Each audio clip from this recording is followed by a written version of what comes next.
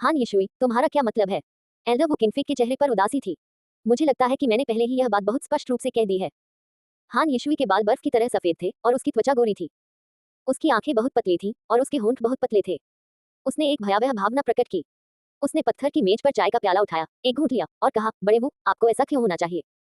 Elder वुकिनफिक ने कुछ बड़े कदम आगे बढ़ाए और गहरी आवाज में कहा, हान यशुई, ज्यादा दूर मत जाओ। क्या मैं सच नहीं बोल रहा हूँ? वह तो बस एक छोटा सा नश्वर प्राणी है और वह मेरे आत्मा शून्य स्वर्ग में आकर आत्मा हथियार मांगने की हिम्मत करता है। यह मेरे संप्रदाय के शिष्य पैंगो द्वारा छोड़ा गया अवशेष है। इसका उससे कोई लेना देना नहीं है। हान यशुई शुरू से आखिर तक शांत रहा। उसने अपनी सुगंधित चाय की चुस्की ली और ये फैन की तरफ एक ठंडी नजर डाली। उसने कहा, जल्दी से चले जाओ, यह ऐसी जगह नहीं है जहां तुम्हें रहना चाहिए। पापा। एल्डर वुकिनफेंग अब और बर्दाश्त नहीं कर सके और उन्होंने पत्थर की मेज को एक थप्पड़ से तोड़ दिया। उन्होंने कहा, हान यशुई, तुम बहुत आगे बढ़ गए हो। चूंकि तुम अनुचित व्यवहार कर रहे हो तो हमें ताकत के साथ बोलने दो। बगल में दो बुजुर्ग बैठे थे और उनमें से एक ने जल्दी से मामले को सुलझाने की कोशिश की। उसने कहा, बड़े हान, मुझे लगता है कि हमें इसके बारे में भूल जाना चाहिए। क्या ये सिर्फ कुछ टूटे हुए कांसे के हथियार नहीं है? अध्ययन करने के लिए कुछ भी नहीं है। चलो उन्हें उस बच्चे को वापस कर देते हैं। दूसरे बुजुर्ग ने हान यशुई की तरफ खड़े होकर कहा, ये सही नहीं है। भले ही कांस्य हथियार टूट गया है, लेकिन ये स्पष्ट रूप से एक भयानक हथियार है जिसमें एक बार एक देवता था। भले ही यह टूट गया है, अगर हम इसका अध्ययन करना जारी रखते हैं तो हम अभी भी कुछ हासिल कर सकते हैं। हान यशुई का चेहरा उदास था। उसने ये फैन की तरफ देखा और कहा, क्या तुम सच में ये चीजें चाहते हो? मैं अपनी कोई चीज क्यों नहीं चाह सकता? ये फैन निडर था। वह एक दिव्य सेतु क्षेत्र साधक भी था और उसे हान यशुई की भयावह अभिव्यक्ति की बिल्कुल भी परवाह नहीं थी। हाँ हाँ। हान यशुई अचानक जोर से हंसा और कहा, अच्छा, तुम में हिम्मत है। तुम मुझे बचपन की याद दिलाते हो। भूल जाओ, मैं तुम्हारे लिए चीजें मुश्किल नहीं बनाऊंगा। प्रशिक्षु, वो सारी चीजें ले आओ और उसे कुछ गहने दे दो। कुछ ही दूरी पर लड़के ने जवाब दिया और तेजी से घाटी की गहराई में गायब हो गया। इस समय हान यशुई के चेहरे पर मुस्कान थी। उसने वुकिनफेन की ओर हाथ जोड़कर माफी मांगी, तुम्हें मेरा गुस्सा पता होना चाहिए। जब मैं कोई अनमोल खजाना देखता हूँ तो मैं हमेशा उसका गहन अध्ययन करना चाहता हूँ। किसी भी हालत में मैं कुछ भी नहीं ढूंढ पाऊंगा, इसलिए मैं उसे वापस कर दूंगा। हम एक दूसरे को दशकों से जानते हैं, इसलिए शर्मिंदा होने की कोई जरूरत नहीं है। एल्डर वुकिनफेन के चेहरे पर नरमी छा गई जब वे पास के पत्थर के ब्लॉक पर बैठे। एक लड़का पत्थर की मेज ले आया और उस पर चाय का कप रख दिया। उनकी पिछली नाखुशी दूर हो गई। कुछ ही देर बाद एक लड़का लाउड थंडर कांस्य पट्टिका, प्राचीन कांस्य दीपक, शरीरा प्रार्थना माला, वज्र मूसल और कुछ कपड़े लेकर आया। साथ ही उसने कुछ मोती और जैद भी भेंट किए। धन्यवाद एल्डर हान। ये फैन ने अपने हाथों को मोड़ा। मैं अब विदा लेता हूँ। मैं किसी और दिन फिर आऊंगा। एल्डर वुकिनफिक खड़े हुए और ये फैन को घाटी से बाहर ले गए। अन्य दो बुजुर्ग भी खड़े हो गए और चले गए। लगभग 20 वर्ष की आयु का एक युवक मंडप में आया और बोला, गुरुजी, क्या आपने नहीं कहा था कि टूटी हुई कांस्य कलाकृतियां असाधारण थीं और उनका मूल भी असाधारण था? आपने उन्हें उस नश्वर को क्यों लौटा दिया? क्या आप चाहते हैं कि मैं वुकिनफिक से मौत तक लड़ूं? एल्डर हान ने उसकी ओर देखा, चाय का एक घूंट लिया और हल्के से कहा, तुमने खुद कहा, वह सिर्फ एक नश्वर है। मास्टर, आपका मतलब है? युवक की आंखों में रोशनी की दो किरणें चमक उठी। मैं समझ गया। मैं इसीलिए यून और ली लिन पर छोड़ दूंगा। मैं पीछे कोई निशान नहीं छोड़ूंगा। एल्डर वुकिनफिक को पता नहीं चलेगा। हान यशुई ने कुछ नहीं कहा। वह शांत भाव से चाय पीता रहा और मंडप के बाहर लगे अजीबोगरीब पौधों को निहारता रहा। युवक ने आदरपूर्वक सिर झुकाया और बड़े कदमों से चला गया। हालांकि कुछ ही देर बाद युवक जल्दी से ली यूं और ली लिन के साथ वापस आ गया। गुरुजी, उस नश्वर प्राणी में कुछ गड़बड़ है। हान यशुई ने ली यून का सूजा हुआ चेहरा और ली लिन का पीला चेहरा देखा। उसे तुरंत कुछ महसूस हुआ और उसने पूछा, क्या तुम लोगों ने किसी से झगड़ा किया था? ली लिन और ली यून के चेहरे शर्म से लाल हो गए थे। उन्होंने बस वही बताया जो कुछ समय पहले हुआ था। हान यशुई ने जब ये सुना तो वह उछलकर खड़ा हो गया और दांत पीसते हुए बोला, उसने मेरे पोते को मार डाला। उसके द्वारा मारा गया। उसके बगल में खड़े तीनों लोगों के चेहरे पर हैरानी थी। मैं पहले ही स्थिति को कुछ हद तक समझ चुका हूँ। केवल एक बात जो मुझे समझ में नहीं आ रही है वह ये है कि यू एक जीवन वसंत क्षेत्र साधकों के साथ था। ये व्यक्ति केवल एक नश्वर है और उसके पास उन्हें मारने की क्षमता नहीं है। हान यशुई ने पत्थर की मेज पर जोर से पटक दिया। उसका चेहरा पानी की तरह काला पड़ गया। अब मुझे समझ में आया, ये वही है। ये वही होगा। उसके बगल में खड़ा युवक चिल्लाया, मैं फेयू का बदला लेने जा रहा हूँ। ली यून और ली लिन हैरान रह गए। उन्होंने कभी नहीं सोचा होगा कि हान फेयू और 4 जीवन वसंत क्षेत्र साधकों की मौत ये फैन के कारण हुई थी। मार डालो, हमें उसे मार डालना चाहिए। हान यशुई का चेहरा गंभीर और थोड़ा डरावना था। इस बच्चे ने खुद को बहुत अच्छे से छुपा रखा है। ली यून को अपनी रीढ़ की हड्डी में ठंडक महसूस हुई। ली लिन भी बहुत हैरान थी, उसका चेहरा भय से पीला पड़ गया था। हान यशुई ने कुछ देर आगे पीछे चक्कर लगाया, फिर रुककर उस युवक से कहा, जाओ अपने पहले बड़े भाई और बाकी लोगों को पकड़ लाओ। पीछे हटने की कोई जरूरत नहीं है। जब तक वह बदमाश आत्मा के स्वर्ग को छोड़ता है, उसे तुरंत मार डालो। क्या हमें उसे मारने के लिए मेरे बड़े भाई को बुलाना होगा? मैं कुछ लोगों को लेकर आऊंगा और उसे मारने के लिए इतना ही काफी होगा। एल्डर हान ने उसे ठंडेपन से देखा। इस लड़के ने 1 साल पहले एक लाइफ स्प्रिंग रियल साधक को मार डाला था। आखिरकार तुम दिव्य ब्रिज रियल तक नहीं पहुंच पाए हो। तुम्हारे वरिष्ठ भाई के बिना मैं चैन से नहीं रह पाऊंगा। क्या वह सचमुच इतना डरावना है? मैं भी यही आशा करता हूँ कि वह सिर्फ एक नश्वर प्राणी है, लेकिन सच्चाई यह है कि वह सरल नहीं है। अगर उसकी उम्र कम न होती तो मुझे ये भी संदेह होता कि वह दिव्य सेतु क्षेत्र में प्रवेश कर चुका है। ये सुनकर उसके बगल में बैठे तीनों लोगों ने ठंडी सांस ली। हान यशुई के चेहरे पर अनिश्चितता थी। आखिरकार उसने अपना सिर उठाया और कहा, अपनी दूसरी बड़ी बहन को भी बाहर निकालो। उसे फिर से एकांत में मत जाने दो। क्या?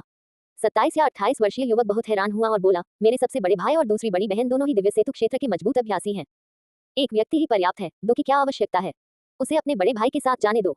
मैं केवल 2 दिव्य ब्रिज क्षेत्र विशेषज्ञों के साथ ही सहज रह सकता हूँ। इतना ही नहीं, इस बार तुम 10 लोग मेरे साथ जाओगे। हान यशुई का चेहरा उदास और भयानक था। अपने प्रतिद्वंद्वी को कभी कम मत आंको। एक खरगोश को पकड़ने के लिए शेर भी अपनी पूरी ताकत लगा देता है। अगर तुम उसे मारना चाहते हो तो उसे अच्छी तरह से मार डालो। उसे भागने का मौका मत दो। हम सभी 10 लोग जा रहे हैं। युवक सचमुच चौंक गया। हान यशुई ने उसकी ओर देखा। युवक ने जल्दी से सिर झुकाया और अपने बड़े भाई और बड़ी बहन को आमंत्रित करने के लिए जल्दी से चला गया। हान यशुई ने ली यूं और ली लिन पर कुछ नजरें डाली और उदासीनता से कहा, आप दोनों को भी जाना चाहिए और अपने क्षितिज को व्यापक बनाना चाहिए। वे दोनों आज्ञाकारी होकर सहमत हो गए। कुछ ही देर बाद 50 साल का एक आदमी और 40 साल की एक महिला 30 साल के 8 साधकों को मंडप में ले गए। उन्होंने हान यशुई को प्रणाम किया और एक स्वर में कहा, नमस्कार गुरु। तुम्हें पहले से ही पता है कि क्या करना है। मैं नहीं चाहता कि वह जीवित रहे। एल्डर हान की हत्या की मंशा गहरी थी। एल्डर वो किंगफिग के निवास में बूढ़े व्यक्ति ने समझाया, बच्चे अभी मत जाओ। मैं कुछ दिनों में तुम्हें व्यक्तिगत रूप से विदा कर दूंगा। मैं थोड़ा चिंतित हूँ। आपको मेरी चिंता करने की जरूरत नहीं है। कुछ नहीं होगा। मैं भी नहीं चाहता कि कुछ हो, लेकिन एल्डर वो किंगफिग ने अपना सिर हिलाया। वह कुछ कहना चाहता था, लेकिन उसने खुद को रोक लिया। अंत में ये फान ने बूढ़े आदमी के लिए एक पत्र छोड़ा और तैरकर चला गया। ये फान पर्वत श्रृंखला से बाहर चला गया और अपने पीछे एक आखिरी नजर डाली। उसने यान साम्राज्य छोड़ने का फैसला किया। जैद झील पवित्र भूमि, उत्पत्ति प्राचीन खदान, जियांग परिवार। ये फैन की चेतना पहले ही उस दूर की भूमि पर तैर चुकी थी। अचानक 12 दिव्य इंद्रधनुष तेजी से उसके सामने प्रकट हुए और उसका रास्ता रोक दिया। ली लिन, ली यूं, क्या तुम दोनों को मुझसे निपटने के लिए कोई मददगार मिल गया? ये फैन ने शांति से आकाश में लोगों को देखा।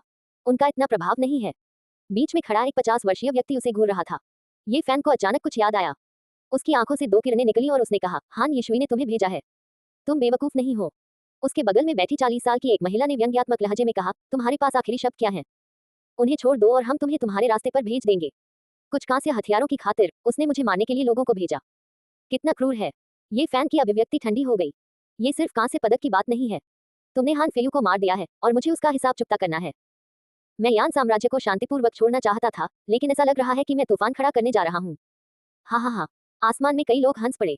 तुम खुद को क्या समझते हो? तुम मौत के दरवाजे पर भी नींद में बातें कर रहे हो। कितनी हास्यास्पद बात है। मुझे सच में नहीं पता कि मास्टर ने हम सबको क्यों भेजा।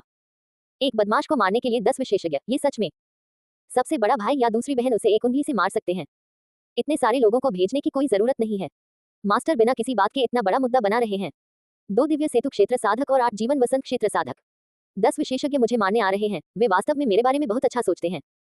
ये बोलते हुए ये फैन ने ली यून और ली लिन की ओर देखा, जो पास ही में थे। मैं तुम दोनों को भूल गया था। और कुछ मत कहो। जल्दी करो और उसे मार डालो। उसका जीवन कौन समाप्त करेगा? हान यशुई के 10 शिष्यों में से कई ये फैन से घृणा करते थे। वे घृणा से भरे हुए थे और उन्होंने कभी खुद ऐसा करने के बारे में नहीं सोचा था। छठे भाई, तुम लोग जाकर उसे मार डालो ताकि हम पहले वापस जा सकें। ली लिन, ली यून, तुम दोनों भी मदद करो। सेलेस्टियल ब्रिज रियल्म के प्रमुख पुरुष और महिला ने आदेश दिया। उन्हें लगा कि इसे स्वयं करने की कोई आवश्यकता नहीं है। तभी ये फैन ने अपना मुंह खोला। आप लोगों को एक साथ आना चाहिए। ये कहते हुए वह धीरे से हवा में उठ खड़ा हुआ। वह सचमुच सरल नहीं है। मास्टर सही कह रहे हैं। सभी लोग सावधान रहें, उनमें से एक ने याद दिलाया। 2 दिव्य पुल क्षेत्र साधकों को अभी भी परवाह नहीं थी। उन्होंने दूसरों को आगे बढ़ने का आदेश दिया और अभी भी ऐसा करने का कोई इरादा नहीं था। ये फान ने भीड़ पर नजर डाली और आह भरी। मैं वास्तव में मानना नहीं चाहता। बेशर्म शेख ही बघारना। तुम मरने वाले हो और फिर भी तुम इतनी अहंकारी बातें करने की हिम्मत कर रहे हो। तुम सच में नहीं जानते कि मृत्यु शब्द कैसे लिखा जाता है। एक फीकी मुस्कान के साथ ये फैन ने अपना सिर हिलाया और सलाह दी, आप लोगों को वापस जाना चाहिए। हान यशुई से कहो कि चूंकि वह मुझे इतना मारना चाहता है, इसलिए वह व्यक्तिगत रूप से आ सकता है। 10 शिष्यों को बिना किसी कारण के क्यों मरने दिया जाए? तुम। यहाँ तक कि 2 दिव्य पुल क्षेत्र साधक भी क्रोधित हो गए। उनके शरीर से शक्तिशाली ऊर्जा तरंगें निकल रही थी और वे धीरे धीरे आगे बढ़ रहे थे। वे अपने हथियार निकालने और ये फैन को व्यक्तिगत रूप से मारने वाले थे। लगता है तुम लोग किसी भी कीमत पर पीछे नहीं हटोगे। चूंकि ऐसा है, इसलिए मैं तुम सबको अपने रास्ते पर भेज दूंगा। ये फैन की मुस्कुराहट कम नहीं हुई, लेकिन उसका पूरा स्वभाव बदल गया। चलो हम सब मिलकर उसे मार डालें। 2 दिव्य सेतु क्षेत्र साधकों को लगा कि कुछ गड़बड़ है और उन्होंने सभी को एक साथ हमला करने का आदेश दिया। बहुत देर हो चुकी है। आप में से कोई भी नहीं जा सकता। तभी ये फैन की दिव्य शक्ति बढ़ गई और सुनहरी दिव्य अग्नि प्रचंड रूप से जलने लगी। उसका पूरा व्यक्तित्व सुनहरे सूरज की तरह चमक रहा था। गड़गड़ाहट और सुनामी की आवाजें गूंज उठी। ये फान सुनहरे युद्ध कवच पहने हुए एक देवता की तरह था। उसके काले बाल हवा में नाच रहे थे और वह बिजली से घिरा हुआ था। अंतहीन दिव्य प्रकाश उसे डुबो रहा था। बूम! ये फैन का भौतिक शरीर एक शक्तिशाली ऊर्जा तरंग से कंपन कर रहा था। उसने अपना हथियार नहीं निकाला और अपने नंगे हाथों से दो सेलेस्टियल ब्रिज रियन साधकों की ओर हमला किया। ऐसी भयावह आभा ने तुरंत सभी को भय से पीला कर दिया और वे सभी अपनी पूरी ताकत से हमला करने लगे। दो दिव्य पुल क्षेत्र साधक आश्चर्यचकित थे। उस आदमी ने एक रक्त रंग का राक्षसी ब्लेड निकाला जो चमकीला लाल और चमकीला था। यह आकाश को चीरता हुआ और अंतहीन खूनी रोशनी के साथ फट गया। ऐसा लग रहा था जैसे रक्त रंग की नदी उमड़ रही थी और ये फैन की ओर बढ़ रही थी। ये फैन अपने नंगे हाथों से आगे बढ़ा। उसका पूरा शरीर चमक रहा था और कीमती रोशनी से चमक रहा था। उसका मांस और खून दिव्य लोहे से बना हुआ लग रहा था और उसकी गति अविश्वसनीय रूप से तेज थी। एक झटके के साथ उसने वास्तव में एक हाथ से रक्त के रंग का राक्षसी ब्लेड पकड़ लिया और उसे अपने हाथ में मजबूती से पकड़ लिया। फिर उसने दोनों हाथों से बल लगाया। क्लैंग! आकाश में चारों तरफ खूनी रोशनी फैल गई। उसने वह हथियार तोड़ दिया जिसे सेलेस्टियल ब्रिज रियन साधक ने निकाला था। उसका पूरा शरीर सुनहरी रोशनी से भर गया और वह एक पल में ही आगे बढ़ गया। उसने मुक्का मारा और ऐसा लगा जैसे आसमान में सुनहरी लहरें उठ रही हों। टकराना! उसकी गति बहुत तेज थी और उसका भौतिक शरीर अविश्वसनीय रूप से मजबूत था। उसकी सुनहरी मुट्ठी ने तुरंत उस दिव्य पुल क्षेत्र के आदमी को टुकड़ों में तोड़ दिया और हर जगह खून फैल गया। सबसे बड़े भाई! सभी लोग आश्चर्य से चिल्ला उठे और सभी को ठंड लगने लगी। ये सब उस समय में हुआ जब एक चिंगारी चकमक पत्थर से उड़ती है। कोई भी इसे रोक नहीं सकता था। ये फैन के शक्तिशाली कीमती शरीर ने दिव्य प्रकाश छोड़ा और भयानक सुनहरी मुट्ठी अजेय थी। उसके पास बेजोड़ गति और शक्ति थी। छी! उस दिव्य पुल क्षेत्र की महिला ने चांदी के ड्रैगन कैंची की एक जोड़ी निकाली। ऐसा लग रहा था जैसे दो चांदी के ड्रैगन एक साथ मिल गए हों और ये फैन की ओर हमला कर रहे हों। इस समय ये फैन को ऐसा लग रहा था कि मानो वह सुनहरे सागर से घिरा हुआ है। उसकी आंखें सुनहरी रोशनी से भरी हुई थीं और उसकी दिव्य शक्ति उमड़ रही थी। उसने बिल्कुल भी नहीं चकमा दिया और सीधे हमले का सामना करने के लिए अपनी सुनहरी मुट्ठी लहराई। बूम! ऐसा लग रहा था जैसे कोई सुनहरी नदी बह रही हो। जैसे ही उसने अपनी मुट्ठी हिलाई, वह आगे की ओर बढ़ गई। सुनहरी मुट्ठी सीधे सिल्वर ड्रैगन कैंची पर जा गिरी। एक भयानक आवाज गूंजी। सिल्वर ड्रैगन कैंची एक पल में टूट गई और 10 से ज्यादा टुकड़ों में बदल गई जो आसमान से नीचे गिरे। टकराना! उसी समय ये फैन सुनहरी रोशनी की किरण में बदल गया और उस पर झपटा। उसकी सुनहरी मुट्ठी ने उस महिला को पूरी तरह से चकनाचूर कर दिया और खून चारों तरफ फैल गया। पूर्ण आघात और अद्वितीय युद्ध शक्ति! ये फैन युद्ध के एक सुनहरे देवता की तरह था क्योंकि उसने अपने नंगे हाथों से दो सेलेस्टियल ब्रिज रियन साधकों को मार डाला था। ये सब कुछ पल भर में हुआ और किसी को प्रतिक्रिया करने का समय नहीं मिला। तभी बाकी लोगों ने अपने हथियार निकाले और दौड़े, लेकिन ये फैन पहले से ही आकाश के दूसरे हिस्से में खड़ा था। सुनहरा दिव्य प्रकाश उसके शरीर को लपटों की तरह घेरे हुए था। उसने 2 तरह की पवित्र औषधियां ली थीं और उसका 2 बार पुनर्जन्म हुआ था। उसका मांस का खोल दोषरहित और चमकीला था। ये दिव्य हथियारों के बराबर था और अतुलनीय रूप से शक्तिशाली था। इस बार वह ये परखना चाहता था कि उसका मांस और खून का शरीर कितना मजबूत है। आखिरकार वह अपने नंगे हाथों से एक असंख्य खजाने से लड़ सकता है। इससे वह बहुत संतुष्ट हुआ। हर कोई दंग रह गया।